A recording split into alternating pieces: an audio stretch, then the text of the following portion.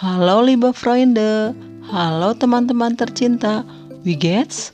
Apa kabar? Komm, wir lernen Deutsch weiter. Kita lanjutkan belajar bahasa Jerman. Kali ini kita bertemu lagi di materi 11, yaitu mengenai das Verb und Adjektiv, atau kata kerja dan kata sifat. Penggunaan kata sifat secara sintaksis dalam bahasa Jerman dibedakan dalam 3 fungsi, yaitu 1. Adverbiale adjektif, yang kedua predikatif adjektif, dan yang ketiga atributif adjektif. Yang pertama, penggunaan kata sifat adverbial atau disebut dengan adverbiale adjektif adalah penggunaan kata sifat untuk menerangkan atau menggambarkan kata kerja atau bagaimana sebuah tindakan dilakukan. Kata sifat adverbial tidak mengalami perubahan. Kata sifat adverbial harus mengandung unsur kata kerja dalam kalimat, selain kata kerja yang digunakan pada predikatif adjektif. Lihat contoh. Di sini zum Beispiel atau contoh, das Kind spricht langsam. Artinya adalah anak itu berbicara lambat. Ada kata sprich yang artinya yang berasal dari sprechen, itu adalah kata kerja, dan langsam adalah kata sifat yang menerangkan kata kerja. Jadi kata sifat yang tidak mengalami perubahan. Yang kedua, penggunaan kata sifat atributif atau atributif adjektif. Pada bagian ini dibagi menjadi 3. 1. Adjektif als Attribut zu einem Adjektiv. Nomor 2. Adjektif als Attribut zu einem Adverb. Yang ketiga, adjektif als Attribut zu einem Nomen. Mari kita mulai dari yang pertama, yaitu mengenai adjektif als Attribut zu einem Adjektiv. Artinya adalah penggunaan kata sifat sebagai pelengkap kata sifat setelahnya, sehingga posisi terletak sebelum. Kata sifat ini tidak mengalami perubahan atau deklinasi. Zum Beispiel atau contoh, kita lihat nomor 1, Peter is frisch gebackene Kuchen. Artinya adalah Peter makan kue yang dipanggang segar. Pada kalimat ini ada kata sifat frisch yang dicetak warna merah, dan kata sifat yang berfungsi sebagai atribut kata sifat setelahnya, yaitu gebackene. Kata sifat ini tidak mengalami perubahan. Yang kedua, yaitu adjektif als Attribut zu einem Adverb. Itu adalah artinya adalah penggunaan kata sifat sebagai pelengkap kata keterangan dan posisinya sebelum kata keterangan. Kata sifat ini tidak mengalami perubahan. Zum Beispiel atau contoh, ich sitze weit oben. Artinya saya duduk jauh di atas.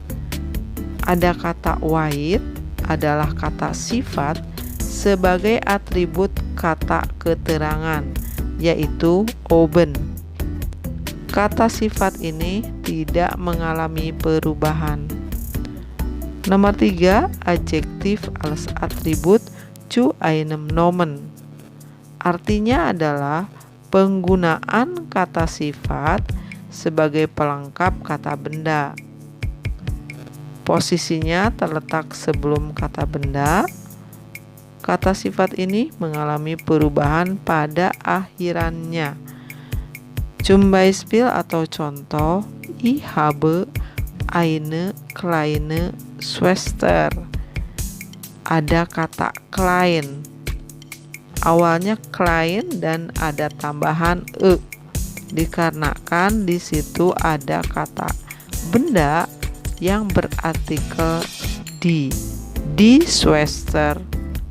Jadi kalau ich habe eine kleine Schwester artinya adalah saya mempunyai seorang adik kecil. Yang kedua, ich mache schwierige Übung.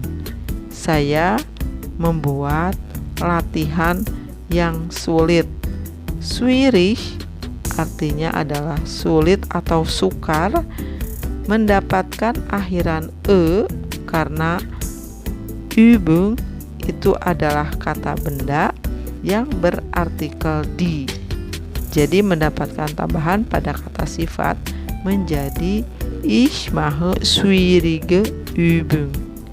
Yang ketiga, Rika hat einen sympathischen Freund. Artinya adalah Erika mempunyai seorang teman laki-laki yang menyenangkan.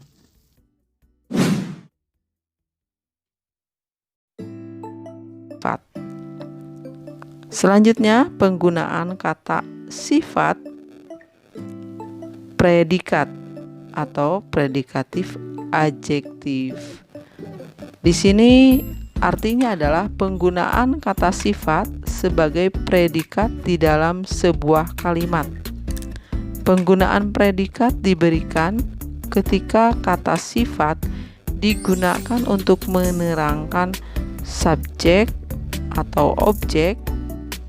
Kata sifat ini tidak mengalami perubahan. Kata sifat ini harus terletak setelah kata kerja tertentu. Kata-kata kerja yang biasanya digunakan yaitu kata sein artinya adalah, bleiben artinya diam, finden artinya menemukan, werden artinya akan, wirken artinya kelihatan. Zum Beispiel atau contoh, nomor 1, Heinrich is faul. Artinya adalah Heinrich malas. Ada kata is, kata kerjanya berasal dari kata infinitif sein, dan faul itu adalah kata sifat yang artinya malas. Jadi Heinrich is faul, Heinrich malas. Yang kedua, das Kind bleibt ruhig. Ada kata bleib itu adalah dari kata bleiben, ruhig adalah kata sifat. Artinya das Kind bleibt ruhig adalah anak itu tetap tenang. Dan yang ketiga, das Wetter wird kalt. Artinya adalah cuaca akan dingin. Wird dari kata werden dan kalt itu di sini adalah kata sifat.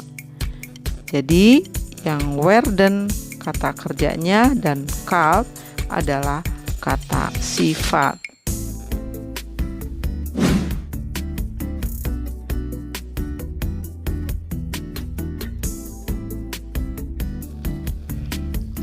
Adjektif atau kata sifat berdasarkan kelompok yaitu 1.